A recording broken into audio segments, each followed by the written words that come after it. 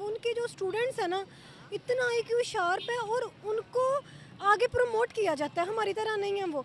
हम 100 में से कोई 1-2 स्टूडेंट है और वो 99 स्टूडेंट्स ऐसे हैं कि जो आगे जा रहे हैं, और इस चीज़ को देख के दिल जो है ना वो रोता है, सच्ची रोता है।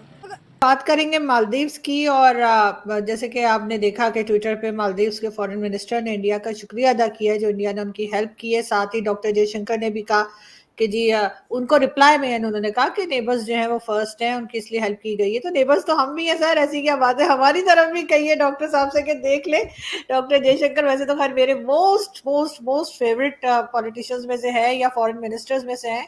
जैसे आईटी में या और हम दूसरे मतलब शोबों में देखें तो वो हमसे बहुत आगे हैं। उन्होंने डैम्स वगैरह सारी चीज़ें बहुत अच्छी बनाई हैं, ठीक है। हमारे यहाँ पे देख लें, रेलवे का निज़ाम वहाँ का बहुत अच्छा है। अब हमारे यहाँ पे कोई काम नहीं हो रहा, सिर्फ बातें होती हैं, कुछ भी नहीं होता। करते क्या हैं? मैं तो बाहर से आया हूँ। बाहर से आए, किस कंट्री से आए? यूरोप से, फ्रांस से। यूरोप से आया, क्या लेने आया पाकिस्तान? बस गलती से आ गया हूँ। अंडे चावल ये सब आप आइलैंड स्टेट हो, सोच के तो चलो यार, किससे पंगे ले रहे हो। वो प्रधानमंत्री मोदी क्यों, तो खैर जाने दीजिए, क्यों का तो कोई खामा खाई के पंगे जिसे कहते हैं। हाँ, खामा खा के पंगे। नमस्ते। ओहो, नमस्कार नमस्कार। अब बोलो जय जय श्री राम। अभी मतलब नमस्कार तक आई हो, चलो मैं तुम्हारे मुंह से बुलवा ही दूंगी जय जय श्री राम। ये सही कह रहे हैं, इंडिया सुपर पावर बनने जा रहा है। मेरा ख्याल है कि नहीं, अपना इंडिया काफ़ी तरक्की कर गया। हाँ, इंडिया के साथ ताल्लुकात बेहतर नहीं कर लेने चाहिए? मेरा ख्याल है चूंकि हम सारा मुल्क है, बेहतर करने चाहिए। एकदम बड़ी जिम्मेदारी और चैलेंज लेकर के बोल रहे हैं। भारत माता की जय। नमस्कार नमस्कार निम्रा जी, बहुत बहुत शुक्रिया मुझे बुलाने के लिए। आफ्टर लॉन्ग टाइम हम साथ में बैठ रहे हैं, जरूर टॉपिक जबरदस्त ही होगा। बिल्कुल मैम, आज हम बात करेंगे, रिसेंटली हमने कंट्रोवर्सी के बारे में भी सुना जो कि काफी वर्ल्ड वाइड बहुत से मीडिया ने भी कवर की। मालदीव्स ने बहुत बदतमीजी की थी, डेरोगेटरी रिमार्क्स पास किए थे पीएम मोदी के बाद, लेकिन हमने देखा कि वो रिमार्क्स पास करने के बाद मालदीव्स को खुद ही आइसोलेट होना पड़ा था, बड़ी हेट मिल रही थी। और मालदीव्स की मैंने काफी ज्यादा स्टेटमेंट्स भी देखी है, काफी ज्यादा उन्होंने बाद में बटरिंग भी की है ताकि भारत से आने वाला पैसा और एड ना रुके। अभी वही मालदीव्स कह रहा है कि भारत हमें अंडे, गंदुम, चावल, जितने भी कंस्ट्रक्टिव प्रोडक्ट्स है वो सारे देता रहे, और भारत ने बोला जैसे हम हेल्प करते हैं वैसे करते ही रहेंगे। तो मालदीव्स शुक्रिया बोल रहा है, क्या कहेंगे आप? मोहम्मद मुइज़ू जो कि बड़े प्रो चाइना है, तो चाइना से मदद क्यों नहीं मांगी उन्होंने? वो अच्छे हैं हमसे, हम बोल रहे हैं उनका वहाँ महंगाई कोई नहीं इंडिया में, वो अच्छे लोग हैं, उनको ना महंगाई है ना ये तरक्की, ये जहाँ तरीके है।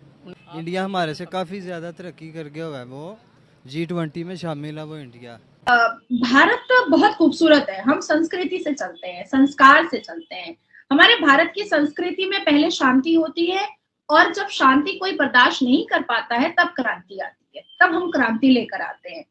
जब मोइज़ू ने भारत को डिफेम और डेरोगेटरी रिमार्क करने का आगाज किया था, तब भी भारत में ना ही मोदी जी ने कुछ बोला था मालदीव्स के अगेंस्ट में, ना ही डॉक्टर एस जयशंकर जी ने कहा था, ना ही अजित डोभाल जी ने कहा था, किसी ने भी कुछ बुरा मालदीव्स को नहीं कहा था। हमने सिर्फ लोगों को ये बताया, मोदी जी के माध्यम से लोगों को ये बताया गया कि why Maldives, why not Lakshadweep, सिर्फ इतना ही बताया गया। तो हमारे भारत में जब इतनी खूबसूरत जगह है, जब हमारा भारत इतना खूबसूरत है, तो फिर मालदीव्स जाने की जरूरत क्या है? और बस मोदी जी की एक आवाज और 3 फोटोग्राफ आने थे कि बस मालदीव्स के हाथ में भी पाकिस्तान के जैसा हरा हरा कटोरा आ गया, और कटोरा में भीख मांगना उनका स्टार्ट हो गया। एक माइंडसेट है, उस माइंडसेट को दुनिया ने रिजेक्ट कर दिया है 400 साल पहले। आपके यहाँ जितना रेजिस्टेंस आना है वो आ जाने दीजिए। वो 10 साल, 20 साल, 25 साल ऐसे सिचुएशन होंगे कि आपको सीखना पड़ेगा, आपको सत्य को स्वीकार करना पड़ेगा। जब तक अभी तक आपके पास वो लीवे है, आप उसमें थोड़ा बहुत और जिसे कह लीजिए गुलाटियां मारना है मार ले, but at the end of the day, लिख लीजिए मेरी बात, मैं आपको लिखित में दे रहा हूं। जो मोहम्मद बिन सलमान साहब कह रहे, वो जो कर रहे हैं, उसके बाद तो अगर मैं 30 साल की उम्मीद कर रहा था, तो अब तो मुझे लगता है मैं मोहम्मद बिन सलमान साहब को रिपीट करना चाहूंगा कि हमारे पास समय नहीं है 20-30 साल वेट करने का, हम 5 साल के अंदर ये करके दिखा देंगे। मालदीव्स को ऐसा लगा था कि भारत से टक्कर लेकर के या भारत के साथ एक झगड़ा कर करके मालदीव्स का चल जाएगा, पर मालदीव्स के मोइजू के खुद के कैबिनेट मंत्री और मालदीव्स के अपोजिशन लीडर्स ने जब मालदीव्स के मोइजू को ये एहसास दिलाया कि भैया तू मोइजू से माउस बन चुका है, तूने भारत से झगड़ा कर लिया, ये तूने सबसे बड़ा बुरा काम किया है, ये तूने मतलब अपनी गरीबी को और अपने भीख मांगने के कटोरे को तूने खुद दावत दिया है, और तू भी अब पाकिस्तान की तरह हाथ में कटोरा ले लेगा। याद अफगानिस्तान के साथ है सारे अच्छे संबंध हमारे संबंध आपका जो देख लीजिए, इधर बांग्लादेश के साथ अच्छे हैं। आपने देखा भी शेख हसीना जी ने, कुछ लोगों ने इंडियन साड़ी बाइकॉट का वो नारा दिया था। शेख हसीना जी ने कहा कि पहले अपनी वाइफ से बोलो कि वो इंडियन साड़ी पहनना शुरू कर दे। आप बंगाली बोल रहे हो, कह रहे हो इंडिया गेट आउट। यार बंगाली लैंग्वेज इंडिया से आती है, संस्कृत उसका मदर टंग है यार, हद हो गई। फिर भी सोचते नहीं हो कुछ भी करने से पहले तो। I am very wrong. Permanent है नहीं, अल्लाह माफी दे, परमानेंट। आपको पता ही है यहाँ के हालात। क्या करें कि इमरान खान ने भारत के साथ ट्रेड बंद किया था, याद करें 2019 में इमरान खान ने कहा था हमें भारत से कोई मतलब नहीं है, हमें भारत से कोई ट्रेड नहीं करना है। हमने कहा ठीक है, आपको नहीं करना है, हम नहीं करेंगे। और आज हर रोज पाकिस्तान के जो यूट्यूबर्स हैं, जो युवा हैं, जो पब्लिक है, वो गाहे बगाहे एक हिडन तरीके से भीख मांगी लेती है पाकिस्तान वाले भारत से कि चलो भाई अब तो गुस्सा छोड़ दो भारत वाले, और हमारा जो है वो दूरदशा बहुत खराब हो चुका है पाकिस्तान का, अब थोड़ी सी मदद कर दो। लेकिन भारत हमेशा बहुत ह्यूमैनिटेरियन ग्राउंड पे बहुत चलता है। मैंने बहुत पहले भी कहा था कि जिन श्रीमद् भगवत गीता के अध्याय और श्लोक को हमारे भारत के प्रधानमंत्री से लेकर के सारे कैबिनेट मिनिस्टर्स पढ़ते हैं, जो सनातन धर्म के लोग जो अध्याय श्लोक और जो वेद और ग्रंथ पढ़ते हैं, उसमें मानवता सबसे पहले मानवता है। और जो हालात मालदीव्स के अभी हो गए थे, उस हालात में अनाज देना बहुत जरूरी आन पड़ा था। निम्रा, मैं बड़ी जिम्मेदारी से कह रही हूँ कि आने वाले 3-4 महीने के बाद आप देखिएगा कि पाकिस्तान से कई गुना बेटर हालात पीओके के हो जाएंगे, क्योंकि हमारी पूरी नजर है पीओके पर, हमारी पूरी नजर है। हम पीओके को बहुत इम्प्रूव करना चाहते हैं, डेवलप करना चाहते हैं। पीओके में हम बिजली देना चाहते हैं, पानी देना चाहते हैं, हम पीओके में स्कूल देना चाहते हैं, हम पीओके को नौकरी देना चाहते हैं लोगों को। पीओके के लोग खुद जो एनर्जी बनाते हैं, जो गैस निकालते हैं, और वो सब पाकिस्तान लेकर के चला जाता है, और बेचारे वो हाथ में कटोरा लेकर के भीख मांग रहे होते हैं। आपके यहाँ इतना मुबारक महीना पूरी दुनिया में रमजान चल रहा है, कहा जाता है कि रमजान में शैतान बंद हो जाते हैं, पर देखिए प्रिया अगवा हो गई। पर देखिए 2 दिन पहले एक 14 साल 7 महीने के बच्चे के साथ एक इस्लामिक प्रीचर ने एनल सेक्स कर लिया मस्जिद के अंदर। मुझे ऐसा लगता है कि आप लोगों की एक आदत हो गई है बेगानी शादी में अब्दुल्ला दीवाना होने की।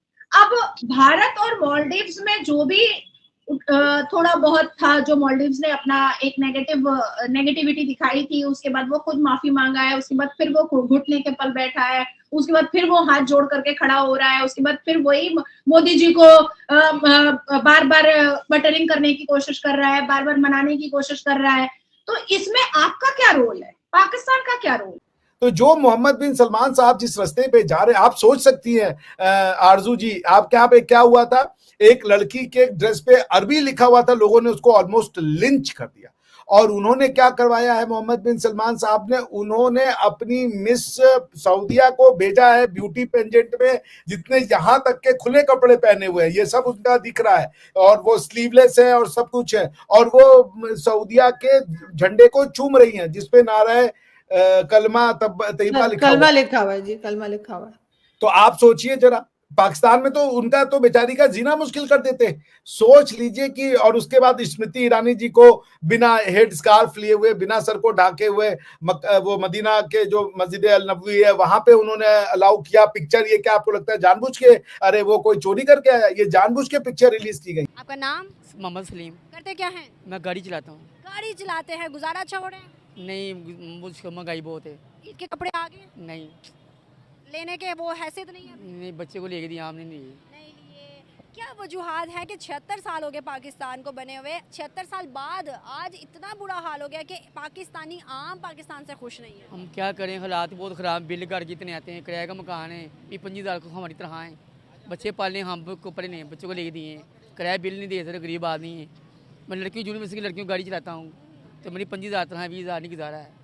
क्या आपको लगता है कि अगर हम बात करें हमारे पड़ोसी मुल्क हिंदुस्तान के अंदर, क्या वहाँ पर भी मुसलमानों की यही हालत है जैसे आप अपनी बता रहे हैं? वो अच्छे हैं हमसे, हम बुरे हैं, उनका वो वहाँ महंगाई कोई नहीं इंडिया में, वो अच्छे लोग हैं, उनको ना महंगाई है ना ये चकें, ये जहाँ तरीके हैं उनको सूल तरीके हैं, इधर को सूल तरीका नहीं, वो चीज़ महंगी बेच रहा है, उसको डबल बेच रहा है, कुछ सस्ती बेच रहा है। एक ही चीज़ 4 रेट है। हाँ जी, चोर बाजार ये सब हमारा लाहौर है, लूटने गरीबों को।